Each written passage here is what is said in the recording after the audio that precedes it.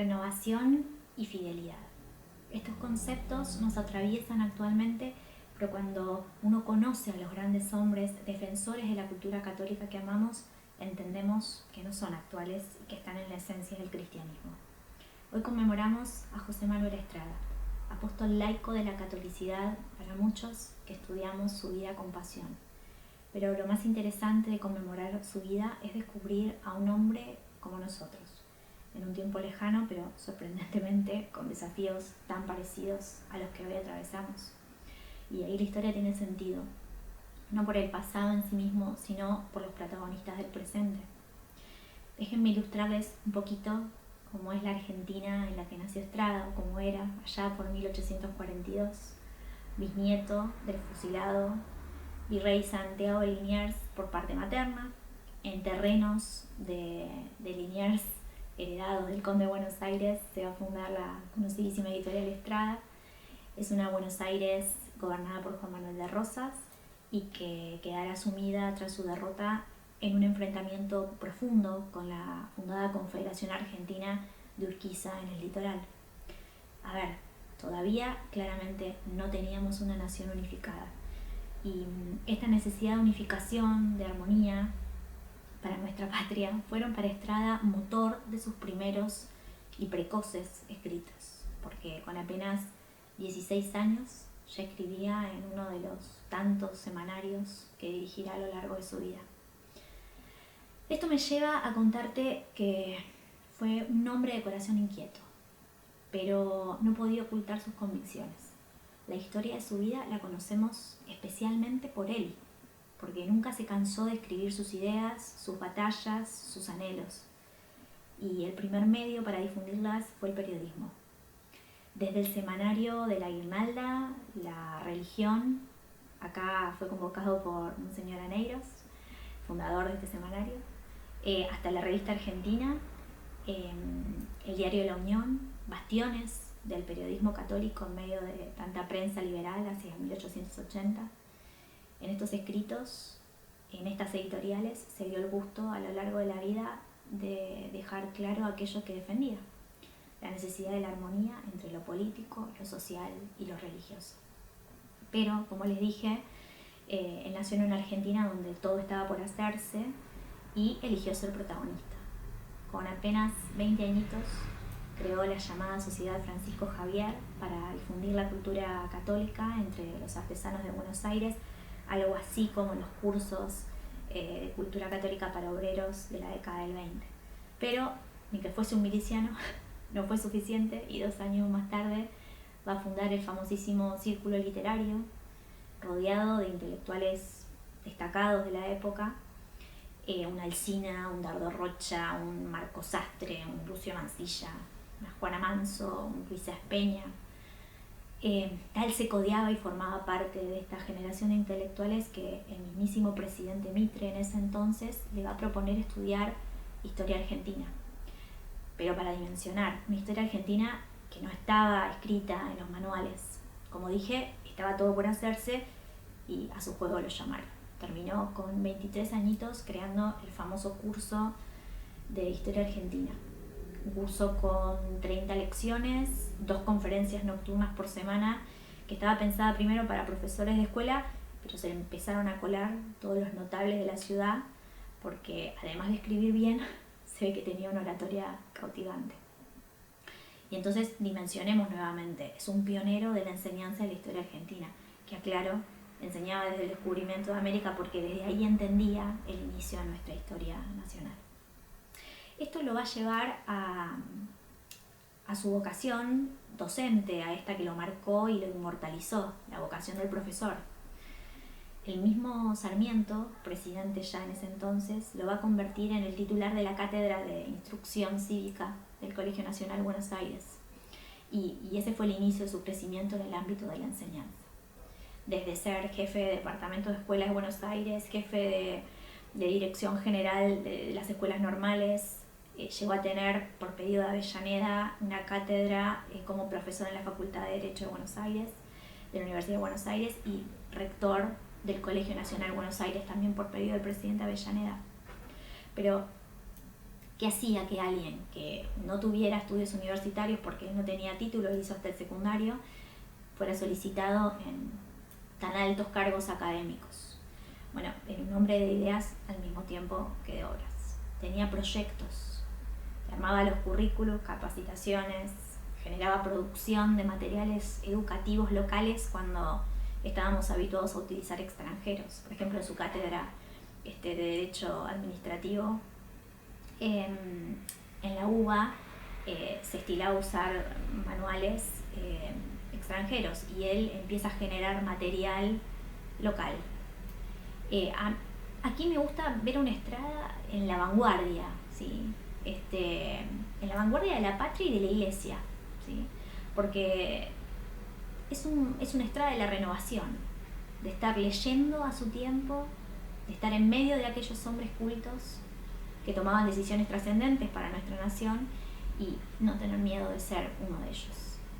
También de estar atento a lo que estaba sucediendo en la iglesia, ¿no? Que comenzaba a despertar a los laicos y buscaba ser los protagonistas. Hasta sus 35 años, un hombre que se definía como católico liberal. Él entendía que no había una oposición entre el liberalismo y el catolicismo. Defensor de demostrar cuánto podían tener en común tanto el liberalismo como el catolicismo. Tiene escritos, ¿no? Democracia y cristianismo, ¿no? Para poder llevarlos de la mano. Pero hacia 1880, estas ideas del liberalismo comienzan a plasmarse en el exitoso proyecto nacional de la conocida generación del 80, y Estrada vivencia las implicancias de un liberalismo político en nuestra sociedad, un relativismo moral muy fuerte y un laicismo. Va a mantener las ideas de libertad y de democracia, pero de plano va a rechazar el nombre de liberal. Inclusive él dice, y le cito, ¿no? Él dice: me sedujo durante algún tiempo en mi espíritu, bien intencionado pero paradojal, dice él, de los que en Bélgica y en Francia se llamaron, antes del Concilio Vaticano, católicos liberales. Dice: doy gracias a Dios que me abrió los ojos y disipó de mi alma estas ilusiones. Y acá tira esta idea tan bonita, dice: el cristianismo es el reino de Cristo sobre las almas y las sociedades. Qué idea tan sencilla, tan luminosa, tan difícil de percibir.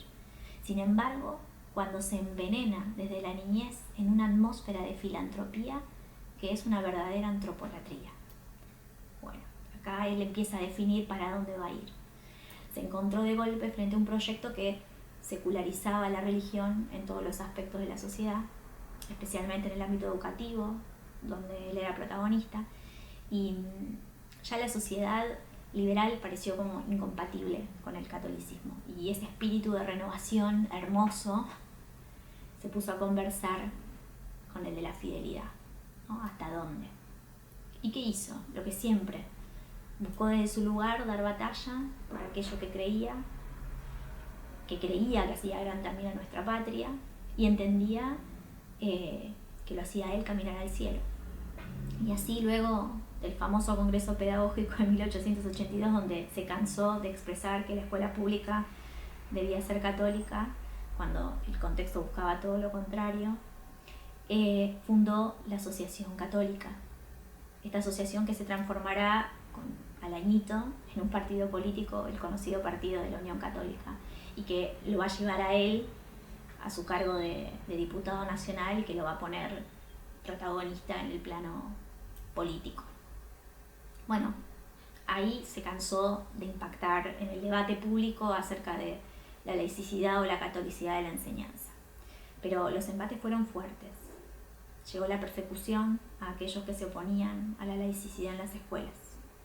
Tanto fue así que, luego de defender a profesores que habían sido removidos de su cargo, el mismo presidente Roca y su ministro de Educación, Wilde, lo van a remover a él de todos sus cargos docentes, tanto de su cátedra en la Universidad de Buenos Aires como del rectorado del Colegio Nacional Buenos Aires. Las anécdotas de este episodio son preciosas de leer y buscar, de cómo mismo los alumnos lo han ido a buscar a la casa y le han dejado palabras en apoyo.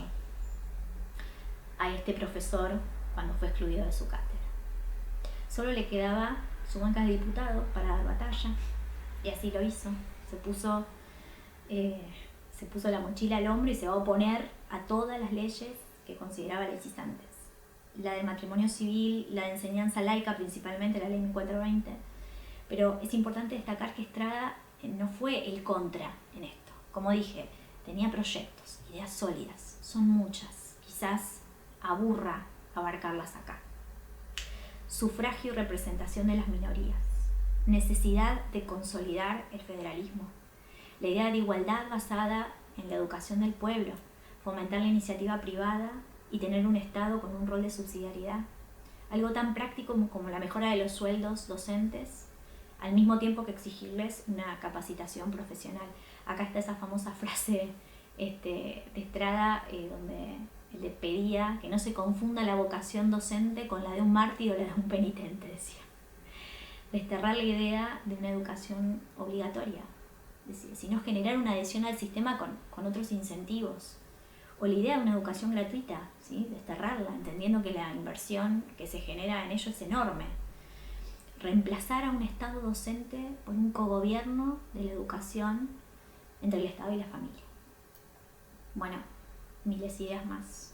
Meterse en sus escritos y descubrirlas. En estos debates se le fue la vida. Hacia 1880 se le dan vuelta todas las fichas.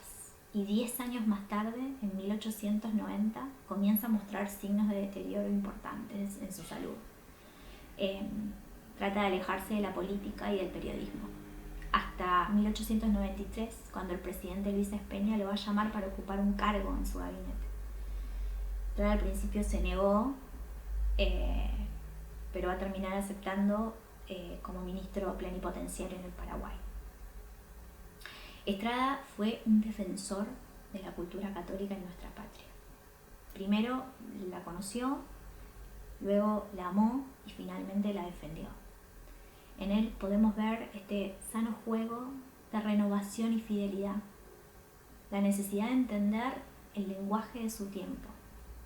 Tomó todos los conceptos del liberalismo político vanguardista de su época, pero entendió que había que desvestirlo de esa libertad materialista. Amó y buscó educar a los jóvenes en la democracia y la república, pero fiel. No lo podía pensar fuera de la ley moral, que para él nos hacía iguales y el orden natural para él el origen de nuestra dignidad. Fue un privilegiado que buscó quienes no tenían privilegios los alcance, porque entendía que el pueblo argentino no merecía menos. El camino para él fue la educación, pero no cualquiera, la católica, y esa batalla se llevó puesto el ejercicio de su vocación de profesor. En el encuentro con jóvenes de FASTA, en el marco de la búsqueda de esta nueva mirada de FASTA en un nuevo mundo, jugábamos, medio tramposamente, a hacerle a los jóvenes una pregunta. Si era posible hoy la cultura católica, si era posible crear en nuestra temporalidad la invisible presencia de Dios en el corazón de los hombres. Y me llamó la atención, gratamente, para que estemos todos tranquilos, que no dudaron ni un segundo. Y no me voy a olvidar una frase de Javier de España, que muy envalentonado y enamorado, a los 2 segundos responde: claro que es posible. Si todos los tiempos fueron difíciles, y medio envalentonado, dice: este es el mejor de los tiempos. Y aunque a muchos les parezca obvio, lo que marcó la convicción de esta afirmación fue la ilusión y la esperanza con la que lo dijo. El padre Fosbury nos alentaba en una homilía sobre el valor, hace muchos años, a tener ilusión. Javier, España, tiene ilusión, y sin duda Estrada lo tuvo. Como decía nuestro padre fundador, hay que tener ganas de empezar siempre. El Estrada de 1880 volvió a empezar. Y no era ese joven de 20 años. Tenía una familia, se había casado, tenía 5 hijos a los que sostener. y volvió a empezar en un clima adverso, donde le cerraron todas las puertas por defender su fe. Nos decía el cura de estar dispuestos a renunciar a los triunfos personales, y Estrada lo hizo. Y la enfermedad del cuerpo lo va a encontrar no abatido, sino rodeado de jóvenes en el mitin que da inicio a la historia del radicalismo, el mitin de la Unión Cívica de la Juventud. Su capacidad y su honorabilidad hicieron que Luis Espeña lo llame a participar de su gabinete. Bueno, el dubitativo, por el tema de su enfermedad, va a terminar accediendo a este cargo de ministro plenipotenciario en el Paraguay, un cargo que ocupó solo un año, ¿sí? Porque fallece el 17 de septiembre de 1894. Estamos como Estrada para mí. Él conoció el liberalismo, lo estudió. Un día lo vio en acción en las políticas del Estado, avasallando la cultura católica que amó. Nosotros estamos como él, o al menos los más viejos que estudiamos la revolución cultural de Gramsci y hoy la vemos con éxito en la sociedad. Bueno, hagamos como él, laico, esposo, padre de 5 hijos, profesor, político, periodista, pero ante todo un católico que en su temporalidad intentó construir la invisible presencia de Dios entre los hombres. A tus órdenes.